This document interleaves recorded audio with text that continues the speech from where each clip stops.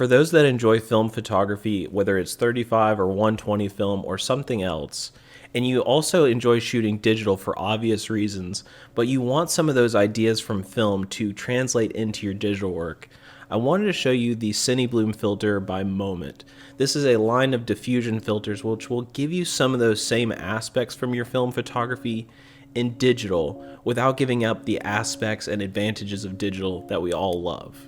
There are two main reasons why you might want to think about getting the Cinebloom filter by Moment. The first deals with halation of highlights, which we'll talk about, and then the second is an overall softness for your digital photos. Realistically, film photographers like both of these aspects in their film photos, and this kind of gives you some of those same aspects in your digital work. So for that reason, I'm going to show you kind of what halation means. I'm going to show you some overall photos with softness, and then I'm going to give you my general opinion on what I think this might be good for, and then is it right for me or is it right for you? So let's talk about the first thing. The first idea deals in halation of highlights. Halation is basically the same thing as like a halo effect or a blooming effect around a highlight or light source.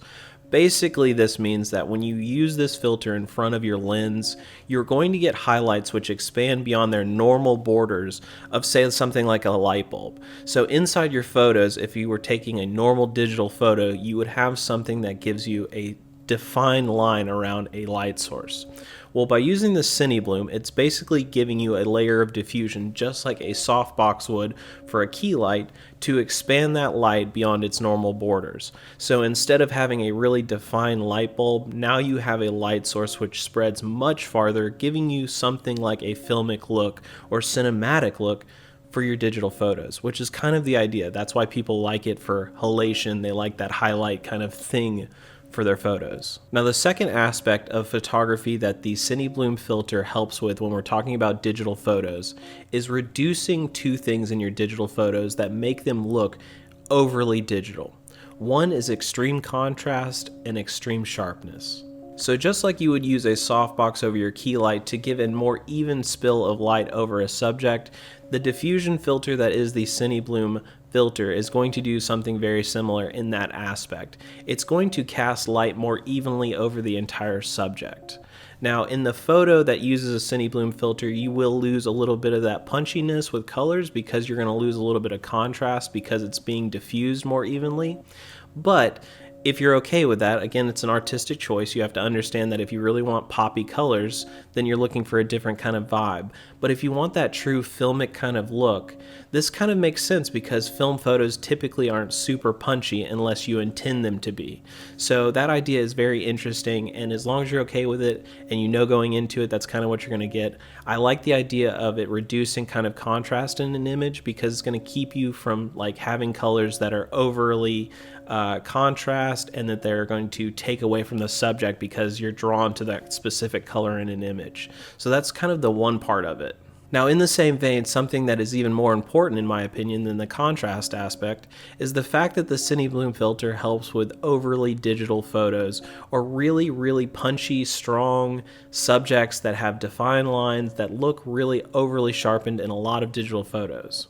The idea here is that by using the Cinebloom filter, you're going to reduce a lot of that digital sharpness and give you more of that filmic look that we're kind of talking about, because essentially you're going to lose those hard lines because the diffusion is going to diffuse them out. It's going to make them look a little wider, so you won't have a defined, sharpened line.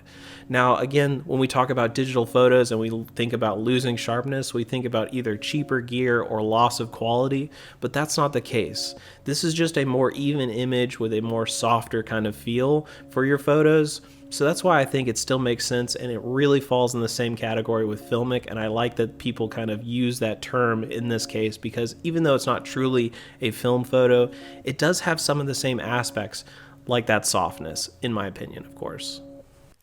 So in this talking head situation, this is a great explanation of both kind of ideas that we're porting in this video when we're talking about highlights and also skin tones and softening of the image with the Cinebloom filter. In this, we actually have the rim light in the shot, so you can actually see kind of that highlight that's really vast and expansive, and then also an entire image which is really, really soft compared to what it's going to be when I take this off. So let me show you. So this is obviously with, and this is without. You lose that blooming highlight, and you also lose kind of that softness over the skin tone. So keep that in mind. That's without, and then obviously if I can put this on, this is with. So there you go. Now you can kind of see what I'm talking about in this video. Back to you, Pat. Now, because I gave you two really big pros, I want to give you two things to think about that are caveats to a system like this that might sway you in one way or another when it comes to choosing the Cinebloom filter for your images or for your videos. Now, the first thing to think about is cost, and the second is artistic choice. By cost, I basically am talking about exactly that, how much it costs to purchase this item. Now, for me specifically, I bought mine directly from the Moment store to support their channel and support their team, because I truly enjoy the Moment kind of ecosystem they've created, and I love the channel overall, so I would highly recommend purchasing directly from them versus a third-party retailer. But again, this is an item that is not super affordable for most people, and when you think about what it actually is, it can be kind of expensive. So just keep that in mind. Cost is definitely a factor when you're purchasing a system for your cameras nowadays. It's just what it is. Now, the second thing that I was thinking about when I was making this video was artistic choice as a caveat, meaning that this is kind of one of those things that you have to know going into. You're going to get a specific look for the photos or videos that you shoot with it, and you're not going to necessarily be able to change that after the fact. So unlike other systems that are maybe more easier or maybe you can interchange them a little bit faster, this is a screw-on filter, so unless you're going to physically take it off and put it back on a bunch of times in the middle of shooting something, this might be something that you're going to do an entire set for. So think about that when you're getting into this, is that this is a filter. It is going to bake a specific look over your photos, so you want to make sure that that's the look that you want. And also keep in mind that there's a 10% and a 20%, so you're increasing strength depending on which one you choose.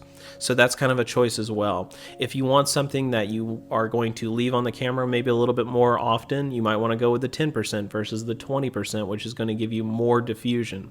So this isn't necessarily like an ND filter where you could probably leave it on the camera most of the time. So that's why I say it's an artistic choice, because you have to know going in that this is a filter that is going to give you a very specific look for your photos or videos that you use it with.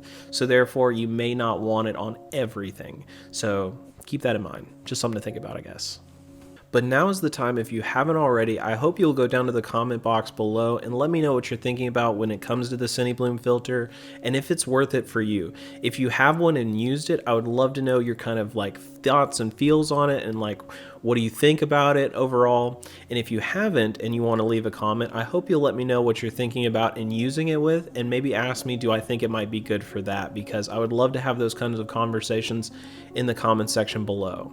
And beyond all of that, hopefully you will also, while you're down there, make sure to check out my links for Instagram, TikTok, and Twitter, and smash that like button because it helps the channel out, and I would super appreciate it. Hopefully, if you like this video or you like content like this, you'll hit the subscribe button and make sure that I make it into your sub feed. I would love to make sure that all the good content that I make gets seen, and that it really helps a lot of people out there. So if you've enjoyed this, or you enjoy anything that deals with photography, film, digital, video, anything like that, content creation, TikTok, Instagram, whatever, hopefully I will make it into your sub feed and you will subscribe to me right now. But beyond all of that, I'm going to hit you with my typical peace out, and I will see you guys in the next one. Thank you for checking this one out. Thanks for doing all the things. Leave me in all the comments. Let me know. Hit me up on all the other socials. I super appreciate it, and I can't wait to see you guys in the next one. See you guys later.